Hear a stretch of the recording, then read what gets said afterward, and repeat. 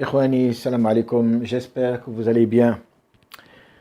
Alors, on a déjà vu, d'accord, lors des deux dernières vidéos, je crois 176 et 177, si je me rappelle bien, d'accord, c'est-à-dire l'étape, d'accord, d'embauche. C'est-à-dire, vous faites embaucher par une société, donc vous avez passé vos 6 mois avec succès, hein, d'accord, donc vous êtes, c'est-à-dire embauché définitivement dans la société. Alors, vous commencez votre activité et puis un beau jour, on vous appelle, on vous dit, voilà, nous avons un problème, d'accord, de productivité et on veut améliorer cette productivité, s'il vous plaît, hein, trouvez-nous, hein, quels sont les problèmes que nous rencontrons, d'accord, qui influencent directement, qui ont un impact direct sur cette productivité. Alors bien sûr, c'est-à-dire c'est une tâche qui est importante et vous devez l'assumer et vous devez résoudre ce problème. Alors là, je vais vous présenter une méthode, d'accord, assez simple qui va vous permettre facilement, d'accord, de gérer ce problème. C'est ce qu'on appelle par la méthode d'Ishikawa. Je pense que vous avez déjà entendu de cette méthode. C'est une méthode japonaise qui a été conçue par Ishikawa lui-même. D'accord? Ce monsieur, c'est un ingénieur qui a travaillé dans la maison Nissan. Alors, en quoi consiste cette méthode? On l'appelle par la méthode des 5 M. D'accord? Pourquoi 5 M? Parce que toutes les causes qui vont être désignées, d'accord, par cette méthode, ce sont des causes qui commencent par grand M. Alors, qu'est-ce qu'il y a comme cause importante, d'accord, à étudier, hein, par ce diagramme?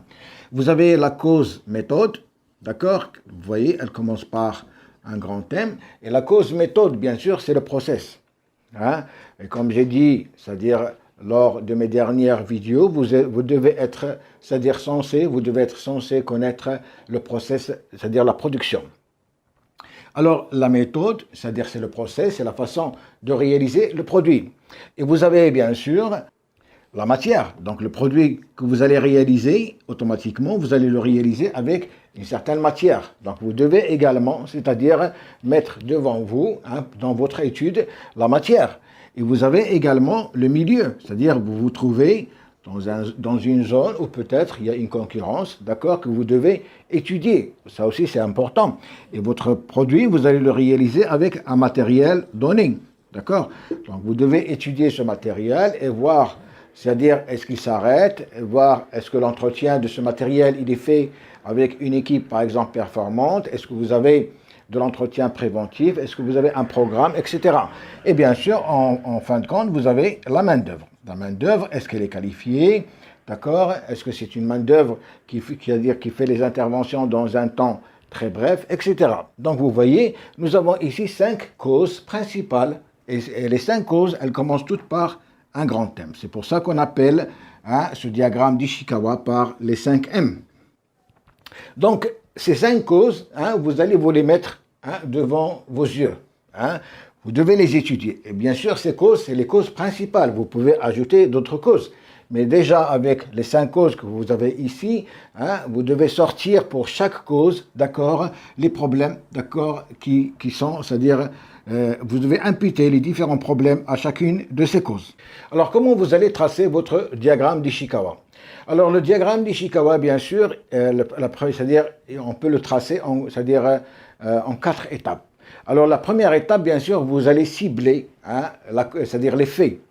Et cibler les faits, qu'est-ce que ça veut dire? C'est l'objectif, hein, qu'on vous a dit. C'est-à-dire, on veut, par exemple, augmenter la production. Hein, on veut améliorer notre chiffre d'affaires. On veut faire plus de ventes, d'accord, cette année que l'année dernière, etc. D'accord?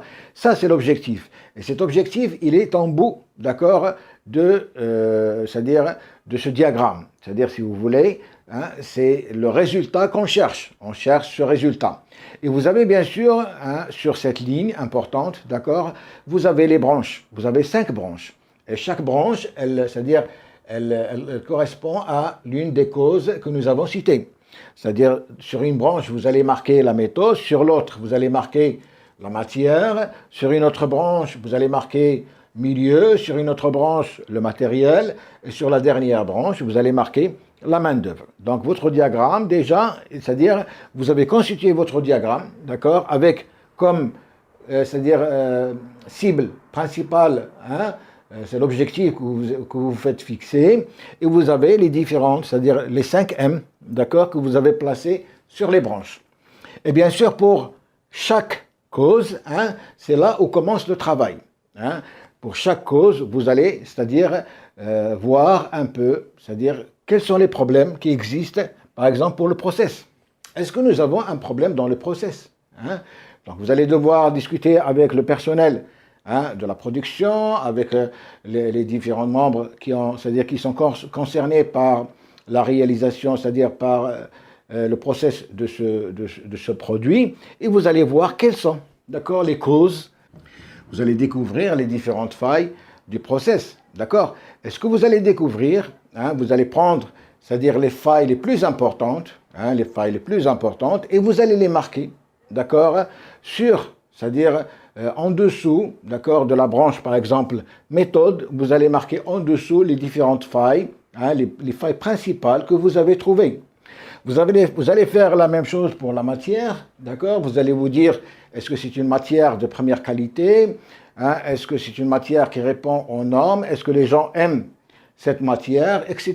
Donc, vous allez, c'est-à-dire essayer de détailler un peu, c'est-à-dire les problèmes, hein, reliés à la matière, et vous allez également inscrire, hein, sous, c'est-à-dire la branche matière, vous allez inscrire les différents points que vous avez trouvés, les points importants, d'accord, que vous jugez, hein, nécessaire de modifier. Et vous allez partir au milieu, la même chose, vous allez voir, est-ce qu'il y a des concurrents qui vous entourent? D'accord? Est-ce qu'il y a des perturbateurs qui vous entourent? Donc ça, vous devez faire une étude également qualitative, hein, à ce niveau-là, et voir pourquoi est-ce que d'autres personnes, par exemple d'autres sociétés, produisent mieux que vous. Hein? Et vous allez marquer également, hein, cette cause, c'est-à-dire cette sous-cause, si vous voulez, hein, en dessous de la branche milieu. Et vous continuez ainsi jusqu'à la main-d'œuvre. Donc vous allez, c'est-à-dire détailler votre diagramme, c'est-à-dire par cause, c'est-à-dire vous allez les détailler, c'est-à-dire en tenant compte des 5 M, et vous allez sortir avec un résultat. Alors ce résultat, bien sûr, c'est la conclusion, hein, de votre étude. Et ce résultat, bien sûr, que vous allez sortir, vous allez le soumettre, d'accord, à la direction. Vous allez dire, par exemple, voilà, j'ai trouvé, par exemple, que nous avons tel problème, les méthodes, c'est-à-dire la méthode c'est-à-dire du process, nous avons tel problème sur la matière, nous avons tel problème, c'est-à-dire la cause milieu, tel problème la cause matérielle, tel problème la cause main-d'œuvre. Et à partir de là, d'accord, la direction, elle va juger, d'accord, elle va décider. Bien sûr, la décision va être, il y a des choses qui vont être réalisées, c'est-à-dire dont on a besoin d'argent.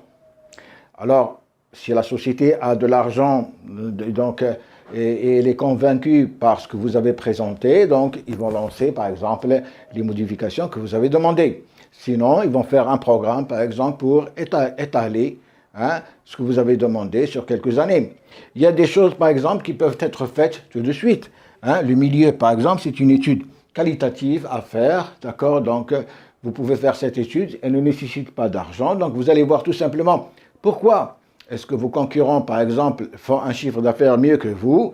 Pourquoi est-ce que les gens, par exemple, préfèrent leurs produits que vos produits? Donc ça ne nécessite pas d'argent, c'est juste une étude à faire. Alors pour le matériel aussi, il y a deux choses. Soit que l'entretien il est mal fait, soit que vous avez besoin, par exemple, de machines, hein, plus performantes que vous devez acheter.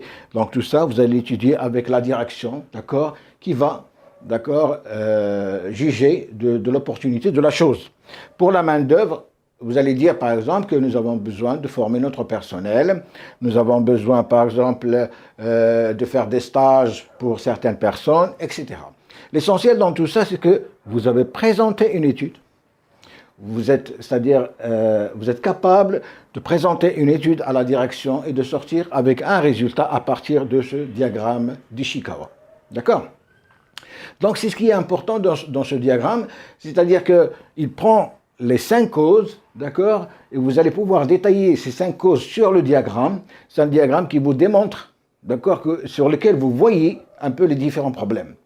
Hein. Vous allez présenter ce diagramme à la direction avec c'est-à-dire les 5 causes, et pour chaque cause, vous allez poser les différents, c'est-à-dire sous-causes, si vous voulez, et puis avec la direction, bien sûr, vous allez décider, hein, c'est-à-dire de la priorité à choisir au niveau de chaque cause. Voilà, donc c'était c'est-à-dire une chose qui est importante pour toute personne, d'accord, qui travaille dans une société, un gérant de café, quelqu'un qui a un business, il veut développer c'est-à-dire son chiffre d'affaires. Donc c'est une méthode qui est valable pour tout le monde. J'espère que cela va vous servir à quelque chose. On fera, c'est-à-dire la prochaine fois, on fera des exercices, d'accord, sur cette méthode. On prendra des exemples. Voilà, je vous remercie. À la prochaine, Inch'Allah.